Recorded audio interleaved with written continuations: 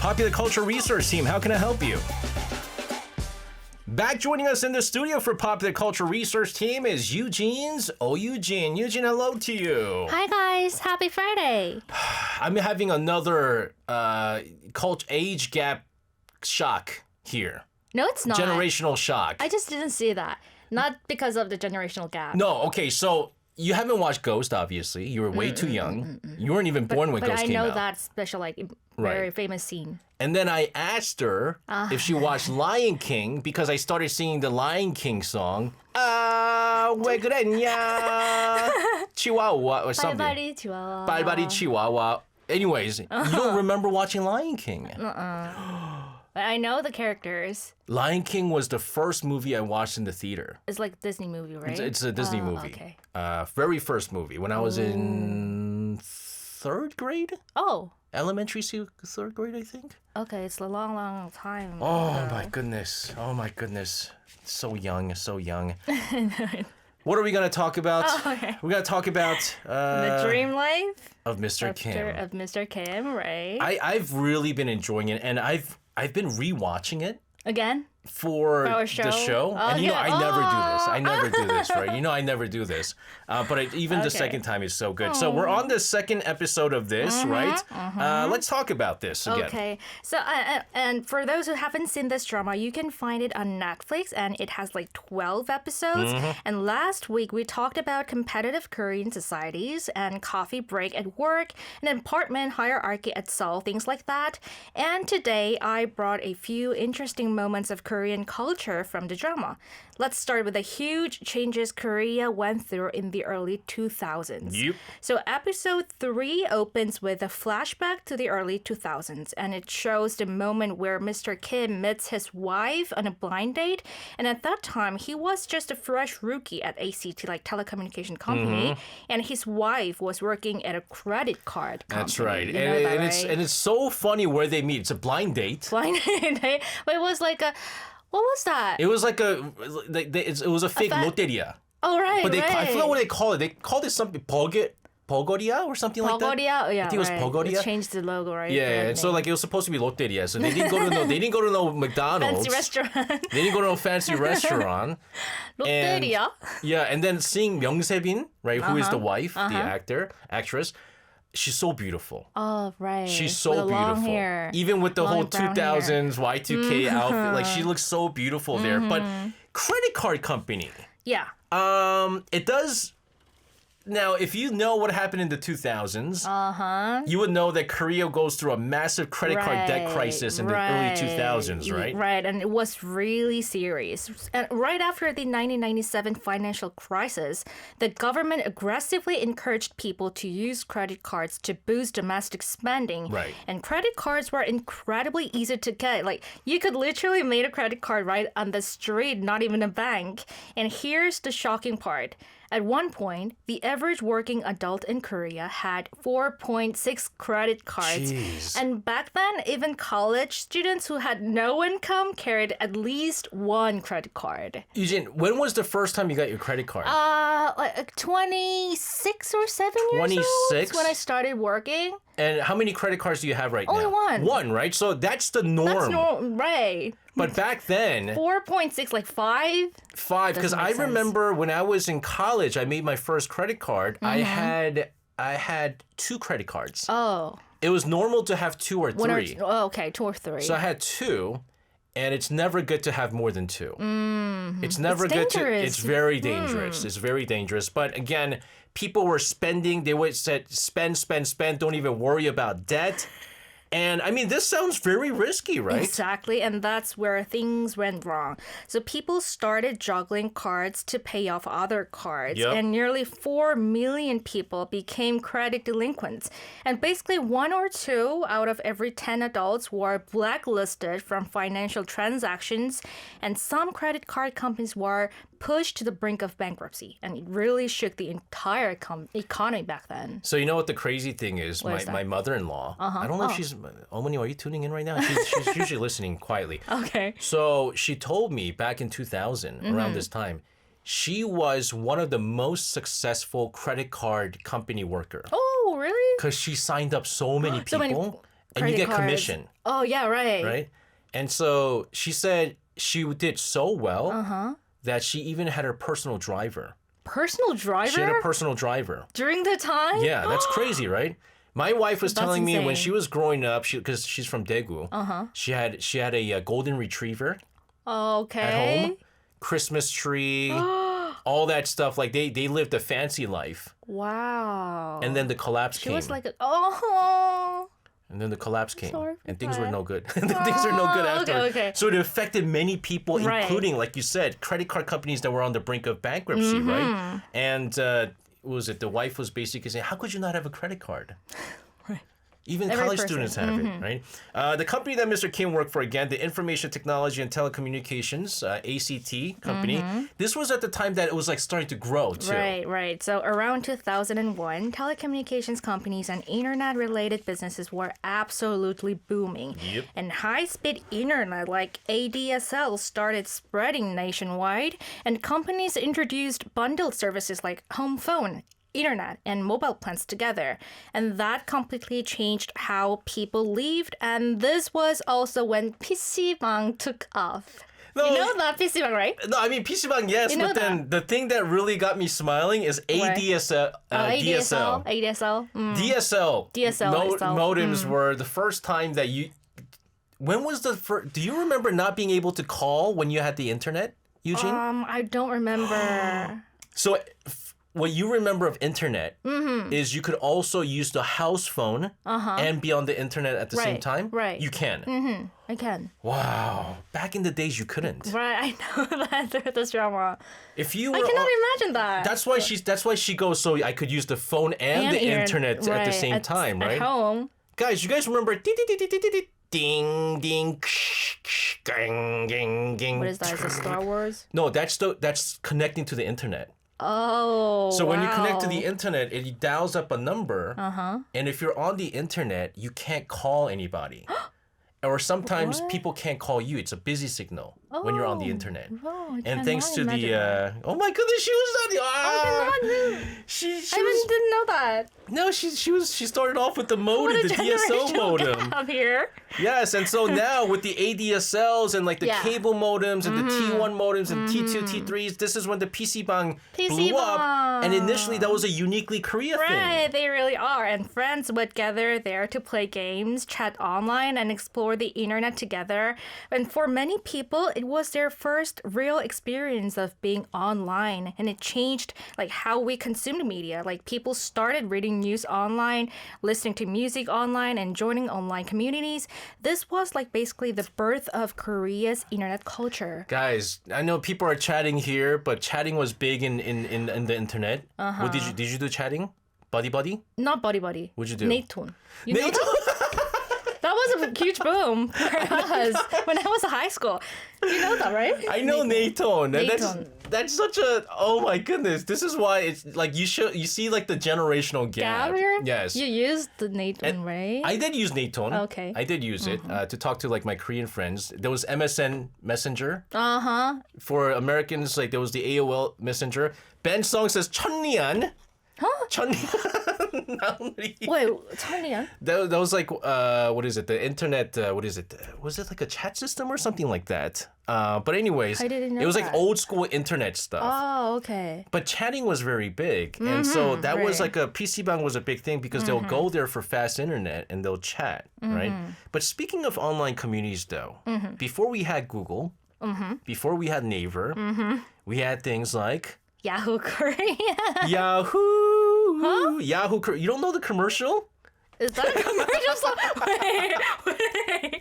Yahoo Korea. Okay. Do you remember Yahoo Korea and like the internet culture back then? Of course, I used to play games on Yahoo Korea every day, but the real legend here is the Psy World. Do you know that, right? Of course. Did you use that? I did use Cyworld. Of okay. course I use Cyworld. I don't know if they try to bring it back recently. Recently, right? But You had a Cyworld. yeah, of course. Did you try to go back into the Cyworld and look at all the pictures? No, I cannot do that. I can't do that. I don't want to see everything. I saw those pictures. You saw that? Yeah, I mean it's from like my college till I think College life. 2011, 2010 I think when I was in Korea. And it was a lot of cringy stuff. You know, like how we say 오글거리다, right? There was a lot of cringy stuff here. But this was big. I mean, internet. Yeah, right. This internet boom in Korea. I mean, now we don't even think of it as internet. It's just daily life. But back then, there was so many things happening within the internet, right? And also for those who don't know about the Psy world, it was like the grandfather of social media these days. Like think of it like Instagram or Facebook, but way cuter because you had your own mini homepage or mini homepage. You could upload photos, of course, write in a like guest book and request to be 일촌, which directly means direct relative and basically means linked friends with people. But the most critical feature was background music or BGM. You had to buy music with the Psy world's virtual currency called 도토리, which literally translates to acorns. And people spent real money buying these digital acorns just to decorate their page and set the perfect mood music. And my mini homepage BGM was always Kissing You by Girls' Generation. Why are you laughing? What was your BGM? My BGM always changed. I had a lot of acorns. You know, you had a lot of acorns. I had a lot of acorns because I was old by then. Okay. And you get 문상품권. You get these coupons you buy, and then you could use that to buy acorns. True. And I think 10 acorns was 1,001, I think, maybe something like that. I don't remember. It always changed. I had a lot of songs. Oh. You know. What was your favorite one? My favorite?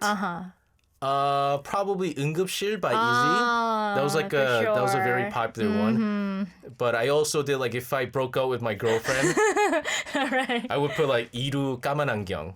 You know? or like breakup songs. Right. People show their emotions through like BGM. And just to show that I'm okay now, I'm over you, I play like club music. Shake that, shake that, you know, like songs like that. I got it. Or like Justin Timberlake. Timberlake. I think like looking back, the internet back then was definitely slower than it is now, but somehow it feels like people put more emotions like you. There was emotion. There was emotion in internet. Now there's no emotion in the internet. On Instagram or YouTube. There's no emotions. What do you call it? We don't have that 감성 anymore. 싸이월드 감성. You don't have that anymore. And miss that. We do miss it. We're gonna continue to talk about all the hidden elements within this drama, but we're gonna play the song that was Yujin's favorite background song on her Psy world. This is 소녀시대 of Girls' Generation with Kissing You. Yujin, you know what I love about talking about this drama today? Is everyone feels nostalgic. Oh, that's the point. Nick Archer, MIRC, I remember this. MIRC. I didn't use MIRC. My dad used MIRC.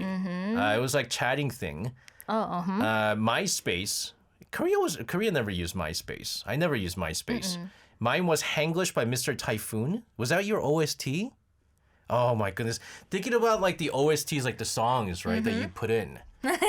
So nostalgic. We talked about credit cards, and then which eventually led to too many people signing up for credit cards, leading to bankruptcies and things like that. Right. The internet boom. Right. What aspect of the drama are we going to look at next? Okay, this time I want to talk about how problems are handled in Korean workplaces and how that reflects a very specific kind of company culture. And there's an episode in the drama where Mr. Kim's team runs into a serious issue.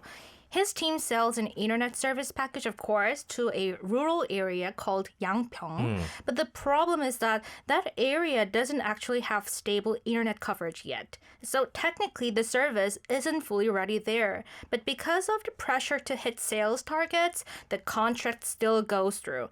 And of course, things blow up and customers get angry and complaints pile up and the company has to step in and deal with a full contract cancellation. Yeah, I mean, there's like other issues that are happening within the company, and so they have to juggle between two different issues that blow up within their department. But what Mr. Kim does is the big problem. How does he handle this? Well, Mr. Kim sends his team members only to the site, not himself. So from a practical point of view, that makes sense because the team can explain, apologize, and technically handle the issue. But here's the key question. How do the customers react? well, not well. Yep. The moment the team arrives, they are completely ignored and disrespected by the angry customers. And the customers ask, why didn't the person in charge come himself? Yeah, because when they come, it's 3 people, right? And then they Only 3 introduce people. themselves. And so in Korea, when you introduce yourself, you don't just say the name, you title, say of the course. title. Yeah. And so the person in charge in Yangpyeong goes, they hear the title and go, wait a minute, where's the person in charge? Where's the general manager? So Like that. it's not enough that 3 people showed up to apologize and try to get their business again. But the fact that the person who leads the team didn't show up was the big thing. Right, that's the point. And this is where a very Korean organizational mindset shows up. So in Korea, solving a problem often isn't about who can fix it, but about who shows up in person. Yeah. If someone senior doesn't come, it can be interpreted as they're not taking us seriously. They don't respect us. They are not saving our face. And this is what we call 체면 culture in Korea, or face culture, where how you show respect can be just as important as what you actually do. And it's especially strong in corporate settings. So it's like less about the issue itself and more about the attitude and formality, right? Exactly. So that's why you often see things like executives personally visiting a site just to bow and apologize, Right. or high-ranking managers attending meetings even when decisions are already made. So sometimes giving the impression of proper respect becomes more important than actually fixing the problem. And this might feel really unfamiliar, but in Korea, there are still many moments where who is speaking matters more than what is being said. You know how, like, in other countries, like, especially in the U.S., if there's, like, a problem at, let's say, like, a restaurant. I wanted to ask that question. Yeah. They say, I want to speak to the manager. Oh. Right? They say that. But here in Korea, we don't say, I want to speak to the manager. We say, 사장님 어디 있어? 사장님, right. Where's the boss? Boss. Where the boss? Right. You're not talking about the manager who's Not leading about the team manager. here. You're talking about the top person. And that's the Korean thing. There's no, I want to talk to the manager. I want to talk to the boss. The is what it is. executive. Right. And so, I mean, this is what you're looking at right now. Right, exactly. So even after the problem is technically resolved, for example, like after a refund is given or an apology is made, people still ask for someone higher up, as we mentioned before. Like, and it's not always about getting more compensation. It's more about this, like, does the company really take this seriously? And they want to confirm that through the person, not just the solution. So, because in Korean society, there is still a strong belief that social status equals responsibility. So an apology only feels real if it comes from the top. When a senior manager comes out and bows and says, okay, we sincerely apologize for the inconvenience. And people often calm down immediately. It's not really about solving the problem. It's about resolving the emotion. Right. Yeah. You know what's interesting is that I think we see this right now with the Kupang incident. Oh, right. Because if you've seen the what is it, the parliamentary hearing, right? I think who's that the foreigner that came out, the foreign CEO. I think he's very confused. Right? I think he's kind of going like, why am I here? Because he doesn't know that it's a Korean thing. If there is a big issue where apologies need to be met, that it's the higher up, the boss that needs to come out and apologize, especially with like such a big incident. But he's kind of like, I think he's kind of like, why am I here? Why isn't my managers or why are the people under us not coming here? Right. And you also see that because Kupang, a lot of them are like, you know, gyopos, they're like Korean Americans or something. That's true. They're Kim Bum-seok, right? He's not coming to the hearing. He's like, you go. You go. I'm not going to go. Why am I still here? That's such an American thing when you're making all the money here in Korea. When you're making all the... But here in Korea, you have to be the boss has to come out and apologize. And it shows some respect. Right? That's a very Korean... Is that a Korean... Guys... I'm very curious about this. Right? If you mess up, Yujin... I have to apologize, not my boss. Maybe. Do I? I think that way. What? No, our producer has to write a report. If you mess up... I won't mess up. If you mess up, our producer has to do the thing. It's not he has you. responsibility, not me. He has the responsibility because he's the boss. Best. Right? And then he also has a boss. Right? And then so he has to talk to... it's a hierarchical thing, but I think depending on the level of severity, Right. it should be the person at the top. Right. Right. I don't have to be on the top, maybe. In that case, in that situation, I don't want to hold responsibility at all. But then it's just like you can understand like Mr. Kim, he's messed up there by not going because he went to something else, and his underlings, right, his like senior managers and everybody that was there, when they said, "Oh, the higher up's not here," what is this? They weren't surprised. They're like, I mean, yes, it's. Manager Kim's, it's Mr. Kim's fault for not being here, and there's nothing that they could do. So I could understand Mr. Kim because he didn't show up himself. Because who was like a boss for his team, but he had to show up and he didn't. Because he had the other issue with the YouTube influencer. But he had to. He had to, but he thought that he was going to be able to solve the YouTube incident, Right. and then that was going to make him be big. Big impression. Right, a big impression. It was a bigger impression because it was a bigger deal. He had a rival, right? And the Yangpyeong place was a small company. So he's kind of going, we're a big company and that's a small company. It's not going to make a difference. But it looks bad for the company. Right. And even his people in his department were not surprised when they said, we want to cancel the contract. Right. Because it was, you have to, as the boss, department head, you have to be the one apologizing here in Korea. And that's because Yangpyeong people were very angry about that. Yeah, exactly. Talking about this wonderful drama, The Dream of Mr. Kim.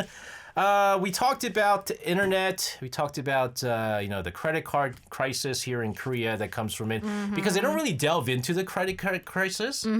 Just the whole idea that how could you not have a credit card? Everyone has a credit card, but if you're Korean and you knew what happened in the 2000s, you go, oh my goodness, this is a start of some terrible things to happen. And we talked about it again when it comes to corporate apologies. This drama is filled with everyday Korean culture. True. Is there any specific cultural aspect that we need to look into?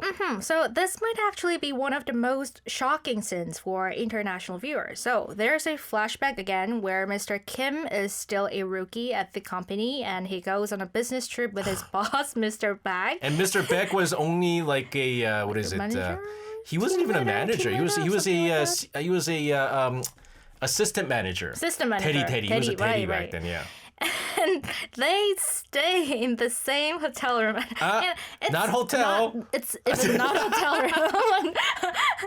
It's just a tiny little room. Motel. It's a motel. Motel. So small that he ends up washing his underwear in the sink and hanging it up the room. I mean, back then, this was actually pretty common in Korea. Yeah, so when employees went on business trips, and because they were in the sales team, Right. They had to travel a lot. And they would stay in the same room. They had to share rooms back in the days. Right, especially in the past. So companies wanted to save money. So two employees or even a boss and subordinate would share one room. Sometimes there was only one bed. So it was like there was zero privacy. So back then, business trips were seen as purely work, and rest time was basically an extension of office hours. And personal space, privacy, like me time, honestly, these are just fantasy. Yeah, that's why, I think in Korea, when you talk about business trip, there's always a negative connotation because you're working 24 hours, 24 like hours, you said. right. He basically washed Mr. Beck's underwear. And then he dries it. It's dried. And then he goes, this one's clean. Wear this. Right? And there's no bed neither. There's no bed. They're all sleeping on the floor. Floor. And, floor. And he gives him a cup of water, right? Because they're hungover. Another thing about Korean business trips, everybody drinks. Oh, terrifying. All the time. They're hungover. And he's giving him water. He's giving him clean underwear. Right. I mean, you're basically working nonstop. I don't want to say this word, but he was like a servant, right? You've been on business trips? Right, but not this business trip. When you're on a business trip, you get your own room. Yeah. And it's like a fancy room.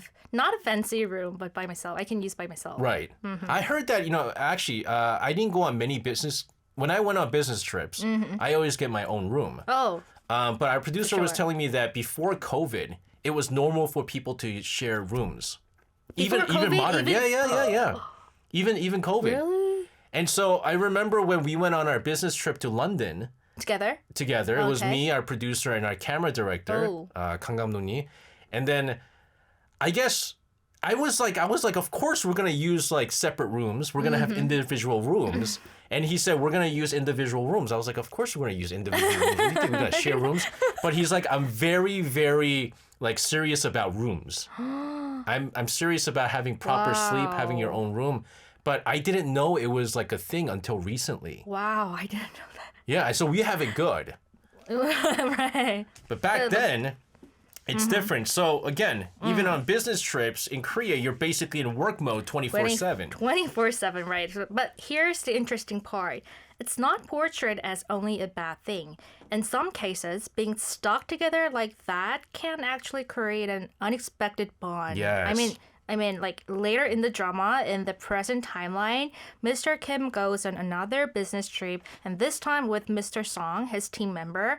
And there's this scene where the two of them are lying side by side on the same bed, and they talk about like family, about life, and even deeper emotions, something like regrets. And Mr. Kim gives him some sincere advice. Yeah, it's actually funny because Song is the junior, and I think Mr. Kim he had like nostalgia.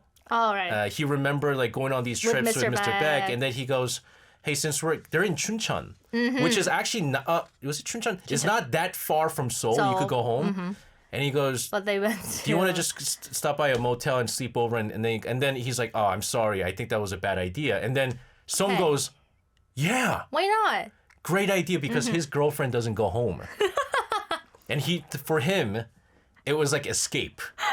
It's like a lifeline. And for a lot of married people, married guys, it was like an escape. They like business trips because it's an escape. Don't do that. But you know what the thing is? It's uncomfortable, but it's very intimate. And I feel like this is also a very Korean thing. True. And it's like a bit of both.